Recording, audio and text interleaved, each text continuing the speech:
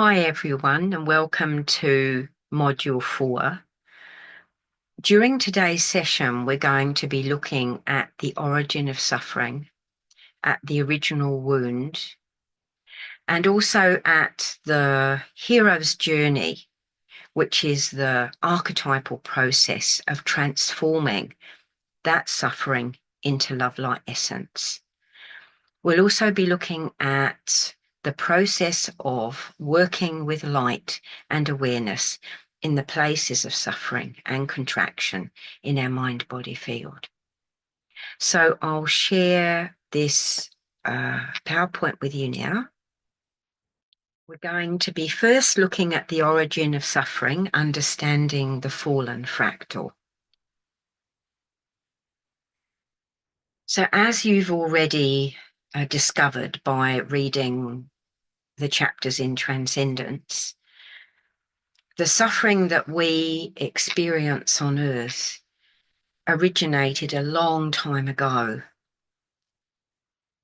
in the moment where free will embodiment began in the universe. The dynamic of suffering, of the contraction, first arose in the field of the great angel who had been given the task of embodying the code of free will. Angels, or the angelic paradigm of evolution, don't have free will. There's no dissonance between the intention of the deepest levels of divine consciousness and the experience of the angels themselves. So the idea of an angel making a choice from its own awareness did not exist in the universe until the code or the idea or the impression of free will was formed. All experiences in the universe that are embodied or manifest are reflections of patterns that exist on the deeper dimensions of being. So free will is an idea, it's a pattern, it's a way in which the universe expresses itself. And it didn't always exist. There was a first moment in which that idea came into being. And during the very first experiment or exploration of that idea coming into manifestation, a slight contraction occurred within the angel who had been given that responsibility, that very first responsibility of anchoring the code. In my journey into that original moment, I found that the first feeling sensation was very simple. It was most like the feeling we would now label doubt. A slight anxiety, a slight pulling back from that process of becoming individuated. A feeling of uncertainty, unfamiliarity. It wasn't an outright rejection of the experience, it was just an uncertainty that accompanied that angel's first encounter with free will. However, that first subtle feeling of doubt caused a disruption in the angel's experience of itself, its connection between its own core light and its lived field experience, and therefore also between its sense of self and its connection to the universal field of consciousness. Its hesitancy became fear. Fear became panic. And the angel began to experience a sense that it had been abandoned, that it had been shut out of the light of the world of God. It became lonely. It's the first time that a sense of abandonment and loneliness had been experienced in the universe, and there was nothing to counteract it. There was no strategy, there was no antidote. It was a new thing that had come out of the very first sense of being a something in a universe, looking back at itself, looking back at the field of God, as if from a slight distance. And the angel sphere led to the birthing of misperceptions about itself, ideas about itself, which then led to more feelings, complex feelings about itself and its relationship to the divine field. And these are not so subtle anymore. Discomforts, this sense of dis-ease within the angel, became encoded into the first free will experience in the universe.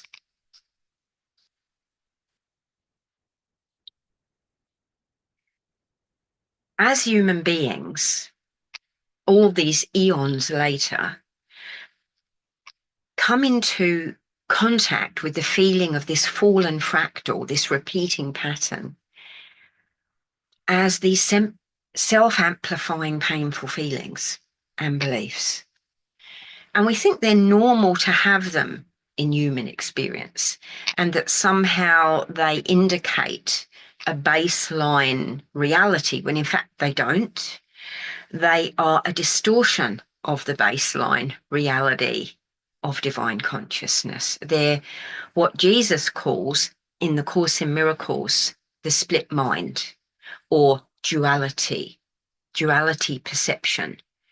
The idea of a world of opposing forces where there is hostility or there is neglect, where there is a lack of supply and a struggle to get what we need, where there is injustice and inequality. These things don't exist in the baseline consciousness of the divine reality. They simply don't exist at all. They're fallen ideas. So you'll sometimes hear the Earth referred to as a fallen planet. It is. It's a planet that operates in a state that is out of coherence with divine consciousness, where things happen or appear to happen in ways that they would never normally happen in the mind and heart and body of God.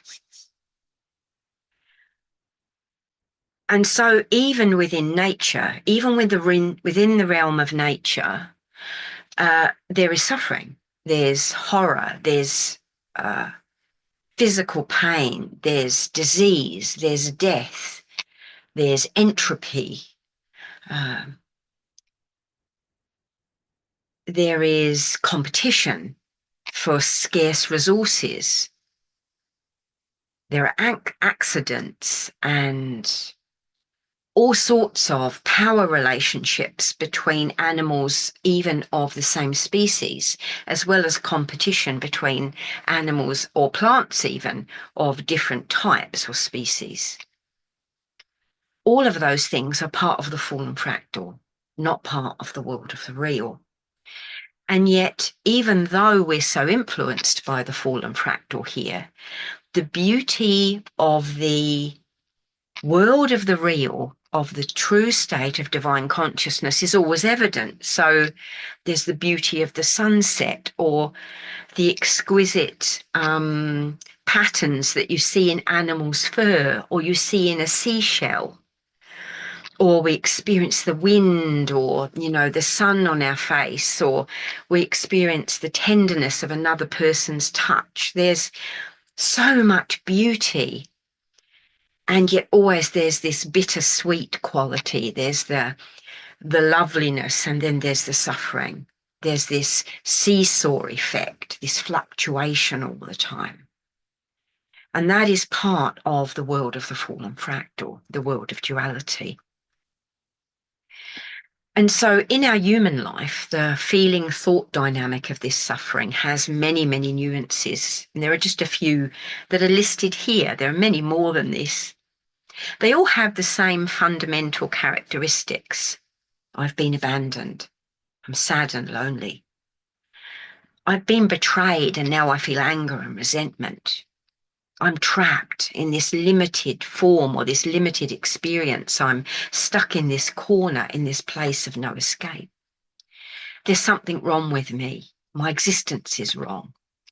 There's something wrong with people or the world around me. I'm bad, I'm ugly, I'm distorted. The world is bad or ugly or distorted. Free will is a fundamental mistake. God made a mistake, and I oppose the Creator who hurt me. Life is unfair, it's unjust, it's out of my control. There's nothing I can do about it. I'm a victim. I don't want to exist anymore. I want to die, but I'm afraid to die. I hate myself. I'm unlovable. I hate other living things. They are completely unlovable. I want things to suffer in the way that I suffer. All of this suffering can't be undone. It's inevitable. It's out of my control, and I can never go home into the feeling of the love. And you'll notice that sometimes these feelings and thoughts arise in ways that are quite subtle. They might be in the background of our awareness. And other times they're right in the forefront and they seem to take over everything. They seem to fill the whole picture of our awareness temporarily. And they are also expressed in our actual experiences. We experience actual abandonment, betrayal, being trapped, being hurt, being wronged, that there isn't enough to go around and not everybody can have the same amount of resources. Things like that actually appear to show up in the physical world again and again and again, reinforcing this fallen fractal world. So Jesus talks about this very clearly in A Course in Miracles and in The Art of Spiritual Peacemaking. And he said, we have to see through this fallen mind. We have to bring our body out of this dream and back into the world of the real. Now, to say that it's a dream doesn't mean it isn't actually happening.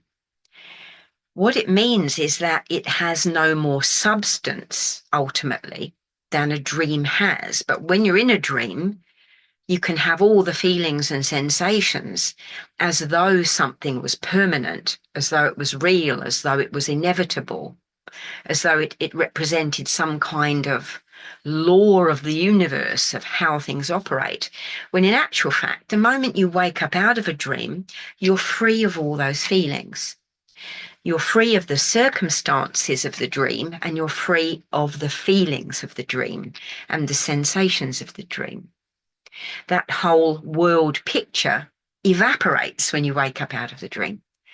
And so there's a lovely chapter in The Art of Spiritual Peacemaking where Jesus likens our experience to a person in a fever and like a child having a fever. And there's an adult sitting next to them, fully conscious, in a normal state of awareness, seeing that child in this fever dream, in this nightmare, sort of mopping their brow and trying to bring their fever down and wake them up out of this illness that they're suffering, knowing all the while that all around that child, everything is safe. They're held by love, and that as soon as they wake up out of that dream, everything will be fine, because in reality, it is fine. Everything is carried. So while we're in the fever dream, in the nightmare, things look like this. They look like the loop of doom, either to a lesser or greater degree, because the degree changes, but not really the fundamental feeling very much. So there's a contraction in our emotional matter. With that contraction comes an automatic absence of the felt sense of the fullness of God. Straight away, we're disconnected. And we're actually disconnected to the degree that we're contracted. So it feeds on itself. It kind of amplifies itself. We begin to feel more and more lack and emptiness and a sense of void, in the negative sense of the word void. There's a sense that something's wrong at a really fundamental level, even when we can't define what that is. And we have a sense of anxiety, which sometimes becomes panic and terror. Sometimes is just a sense of unease. And there's this belief something's wrong. There's always something wrong, some problem that needs fixing. And we keep looking for the problem. And we see a problem everywhere. Even if it's a minor problem, there's always a problem. And there are assumptions that arise from this perception that the center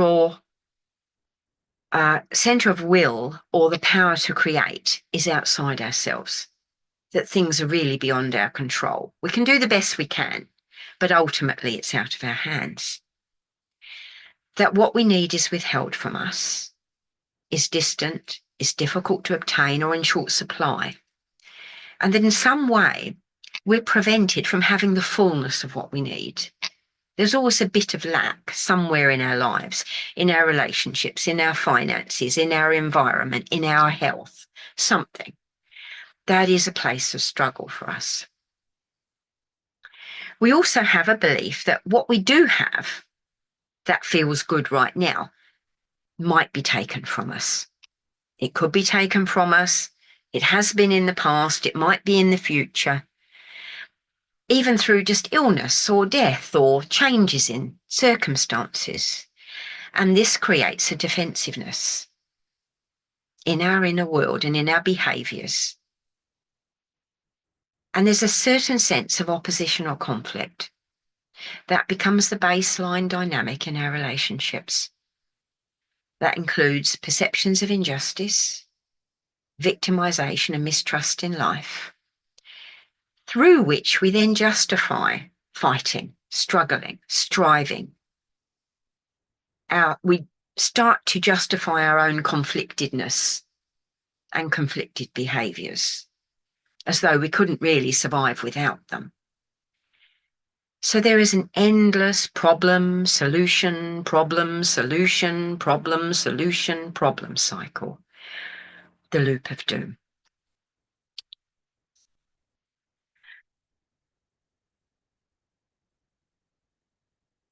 The universe is really designed to operate in a state of coherence, where there is a transparent feeling of deep connectedness between the individualized torus, the free will torus, and the isness itself, that is the field of isness. So the fear contraction within the torus creates a sense of separation. It's an energy that pulls back in on itself, that cocoons itself, but in doing so, shuts out everything else. So it's shutting out the feeling of supply, of relationship, of connection, of being at home, of having arrived.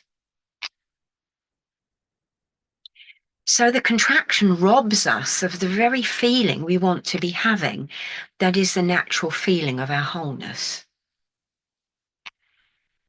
The unresolved fear creates a perception of duality and a seesaw of craving and aversion, projection and denial. Out of this is formed a sense of self that is wounded. It's based on woundedness. And the more wounded and separated we feel, the more frightened we feel, the more we ruminate and think and fret. We strategize. We may move out of integrity, out of the state of love, almost entirely, because we need to fight to survive. And all of that is built on a story that's not true. It's fundamentally not true. It's a fever dream. It's a nightmare. So our survival strategies are based on the appearance of a nightmare that isn't actually true. When we undo the contraction, we undo the cocooning reflex inside ourselves, we're back home. We're back home in the wholeness that we never really left, in the love that we really are, in non-dual awareness.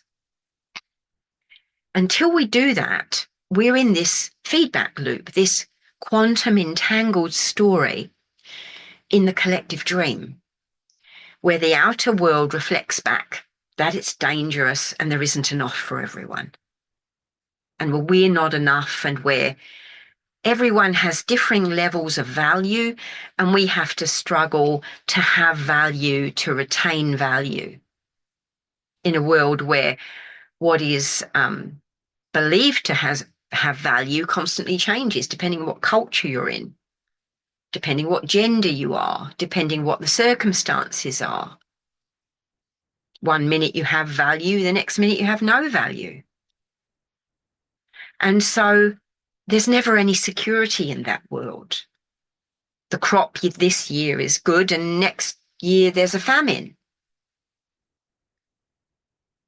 So all the time we're on guard. We're in fight and flight and freeze and fold. And there's nothing in the biology, in the natural world, that allows us to be free of that. The more afraid we become, the more estranged we are from the fullness of God. And so that's why in spiritual practice, in many, many traditions, the advice is to stop everything, to sit still, to stop running, to meditate, to face ourselves like the Buddha under the Bodhi tree, to sometimes realize that not having what we want or not being able to control our circumstances is the perfect invitation to go within and to face the root of suffering. That's what the Buddha did. He had performed 7 years of austerities which weren't working. They weren't bringing him all the way through to enlightenment. And in the end, he sat under the Bodhi tree and said, if I die under this tree, so be it. I want to meet the root of suffering and resolve it. And he met it entirely inside himself. He didn't perceive he needed to do something in the outer world to make everything better or make it all okay or fix things. He realized that the entire journey occurs within. So we come to the hero's journey. So what is the hero's journey? It appears to be an outer journey, but it's actually an inner journey of transformation. And Joseph Campbell, who was actually a professor of literature, of all things, spotted that in many cultures, there were myths that seemed to illustrate this journey of transformation, and he called it the monomyth. And he based it on a patriarchal view, largely, not entirely, but largely, because most of the narratives featured heroes who went through certain kinds of outer experiences and challenges, battles and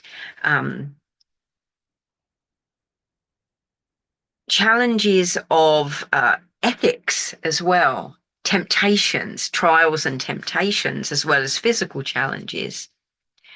And as they pass through these trials and temptations and challenges, they grew into a new place and into a new perspective inside themselves.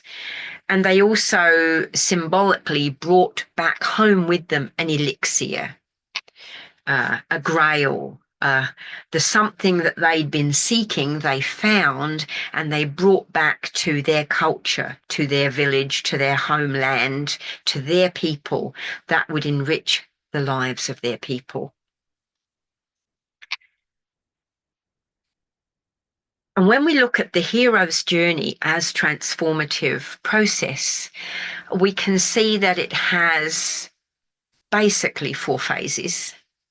There's a call to that person, to come out of the life they know, the state of consciousness they live in normally, the world they were born into something new, something exciting, but also a bit frightening.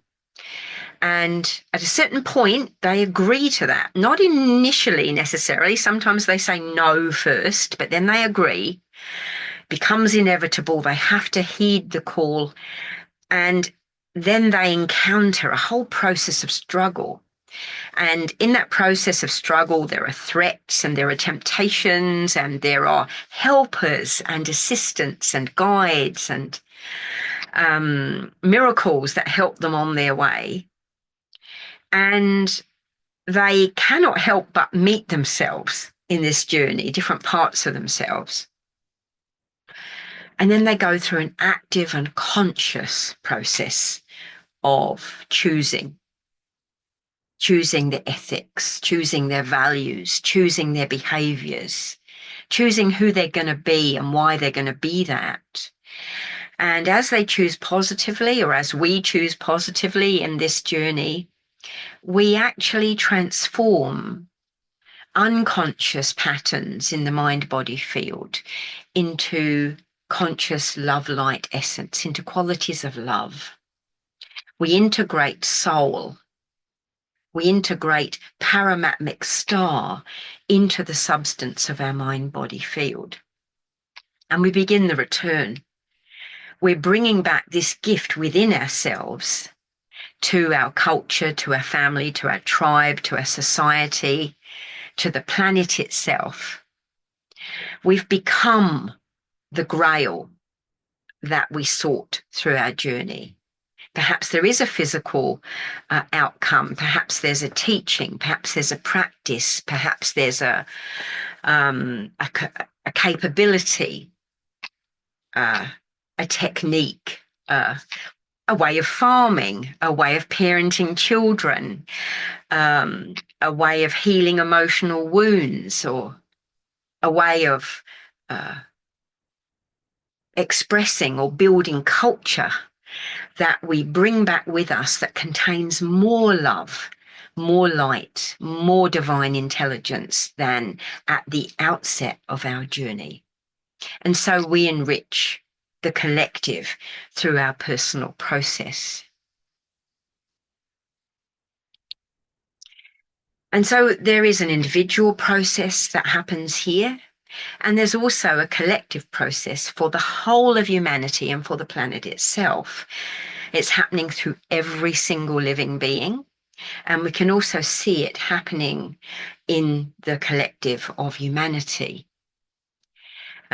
In the planetary process, as you'll have seen in the chapters in Transcendence, this planet was created and developed to heal the fallen fractal.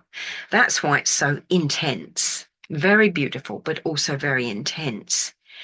When we incarnate, the pressure here is so profound that it acts as a catalyst to full spiritual awakening. There are other places in the universe that are not in duality or not as deeply in duality, where one can be asleep and dreaming a beautiful dream for a long period of time, and awakening is very slow. Whereas here, we experience suffering and disappointment so much that we are compelled to dive deeper within ourselves to find out, who am I? Why am I here? How can I best live in this world that I find myself in? And so there is a great gift in incarnating here, and many souls do want to be born here in physical bodies for this reason. So a long time ago, more than 12,000 years ago now, many thousands of souls came to Earth to help resolve the fallen fractal. And as a group, we were unable to do that. Sometimes this group is referred to as the 100,000 souls that were called here by Yeshua, by the soul that we now know as Jesus. And we were unable to hold the light for the simple reason that we hadn't developed enough kindness, enough grounded and embodied compassion, so that when we were faced with the ugliness and the evil and the cruelty and the senselessness of the fallen fractal in its full expression, we actually became oppositional. We felt we had to rescue and fight and save everyone.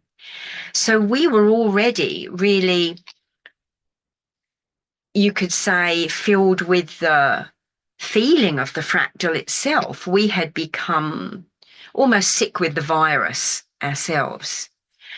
And we were in a world of duality, even though we perceived ourselves as being the ones who had come to help the world, to redeem the world, to free the world or free the universe from the hurt of the fallen fractal. But we began to see an opposition, that there were bad beings who needed to be punished or good people who needed to be saved. As soon as we're in that mentality, we're in the fractal itself. So we couldn't see through the illusion. We were in the dream and had become part of the dream. And so we fell. We fell even further out of coherence. We fell fully asleep in the dream, but we recognized somewhere deep inside us that we had come to heal this suffering. We just forgot the real how and what we really are, our true nature. So we have shared in the deepest human suffering,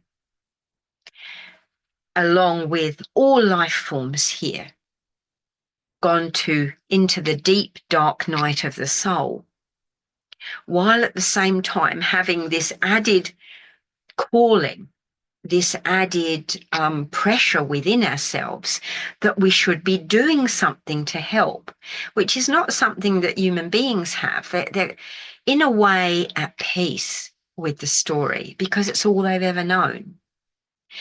And they don't have a self-hatred in the same way, that sense of failure, right? That we haven't fully fulfilled our purpose. That they're fulfilling their purpose just by being alive.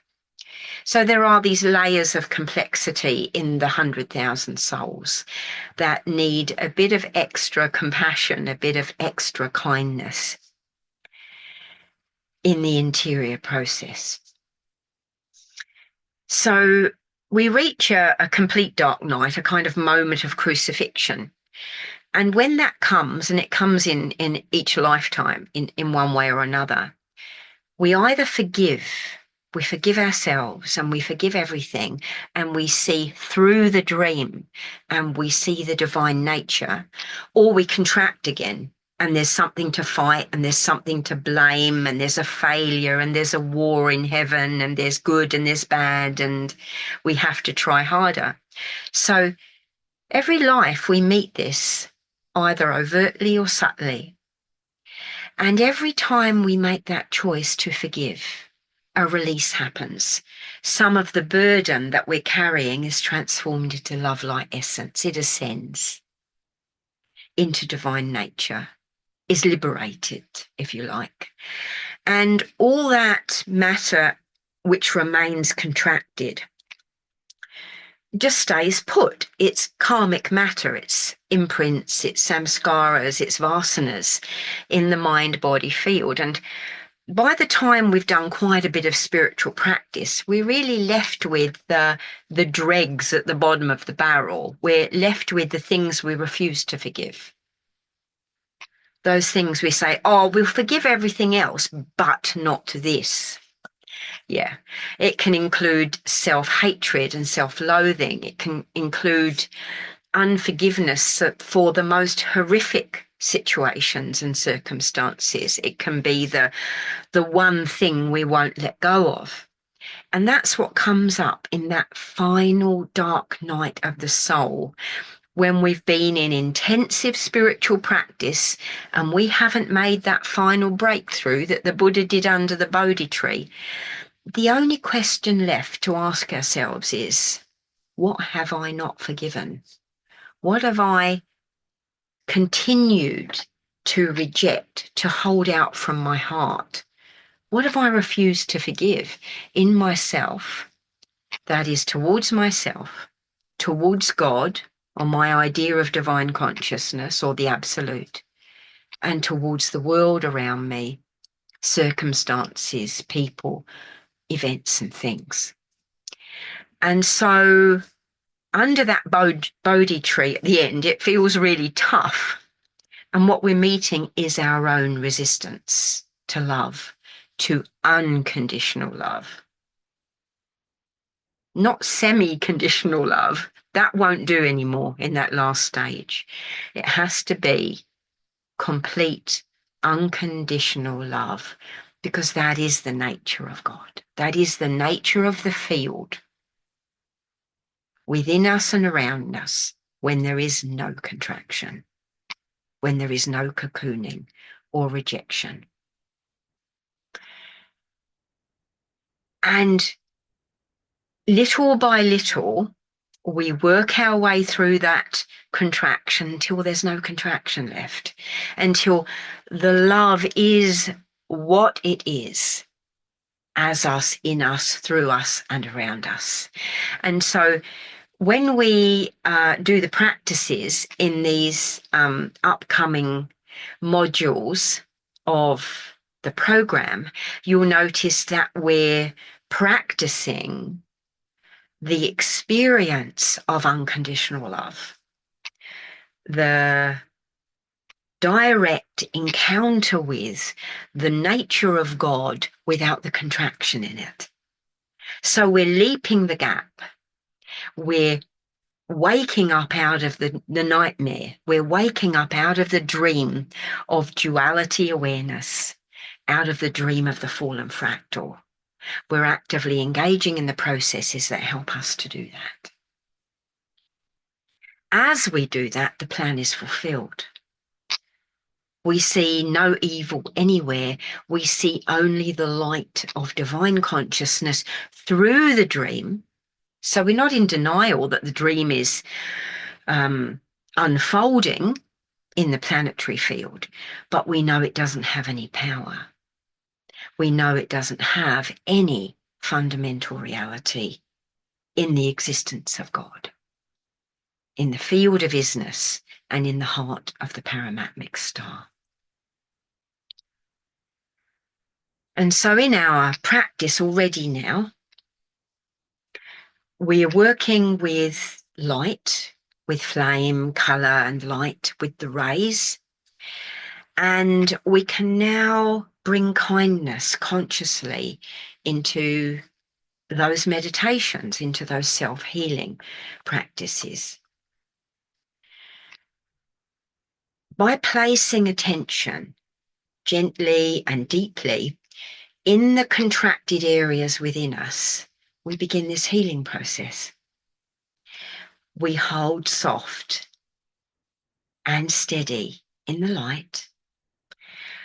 That is the light of our own awareness and the light that is flowing in because we've called it in from the deeper dimensions of being.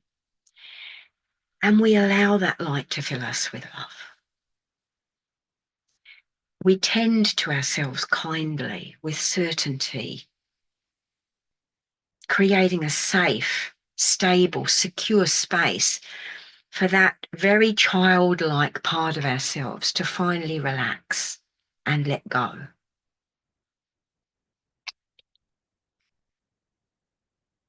As we release the holding in that safe space that we've created, which is a space of the real, the light can come in, it can really do its work. The healing can begin for us. And we'll notice how the beliefs come to the surface, the emotions come to the surface to be met with kindness. the more of a space of safety we create, the more that can come into that space. So don't be surprised if things that you thought you'd resolved come back again. You start to see, I'm still holding on to this aspect of something, of a past experience or a part of yourself. And through kindness, through the activity of love, the activity of light, these things begin to heal.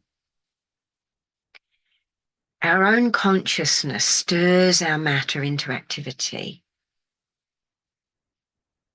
and also brings the comfort and the resolution that we need. The incoming ray light, the light that we're meditating with or using in our self-healing practice, transforms, lightens, brightens our mind-body field, brings us comfort, brings us the sense of sweetness that perhaps we may not be able to feel ourselves in our daily lives. And the essence of love coming through the doorway of our open heart elevates the frequency of our matter in these contracted areas, bringing us back into coherence.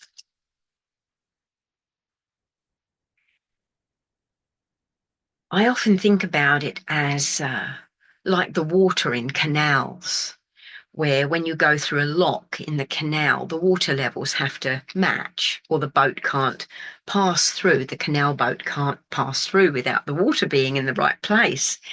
And so when we lighten and brighten and warm and soften those textures in our mind-body field, we're bringing the water level to the same place as the field of the isness. So we're harmonizing with the fabric of creation. We're coming home to ourselves. And that feeling of loneliness and of separation, of hurt and struggle and abandonment dissolves as we match frequency with the field of the isness and the heart of our paramatmic star. All the levels of our mind-body field, from the physical, etheric, all the way through the emotions, the mental body, through the causal dimensions and into the deeper dimensions of the field, come into beautiful coherence and duality as we know it, as we have experienced it, ends. And it's the beginning of a new life, in the light of love awareness. So in the next few weeks, while you're working with the understanding of this module and these chapters of transcendence, you're working with practices of calling in the rays, calling in flame, color and light. You can now also begin to notice the places of contraction in your mind-body field, the hurt in a child, the pain you brought into this incarnation, things that you haven't forgiven, aspects of you that don't feel safe, don't feel at home. And consciously, with awareness, begin welcoming those parts of self and begin softening those contractions. So we'll touch base again in the next session in Module 5, where we'll be going even more deeply into the practices that bring about that state of coherence.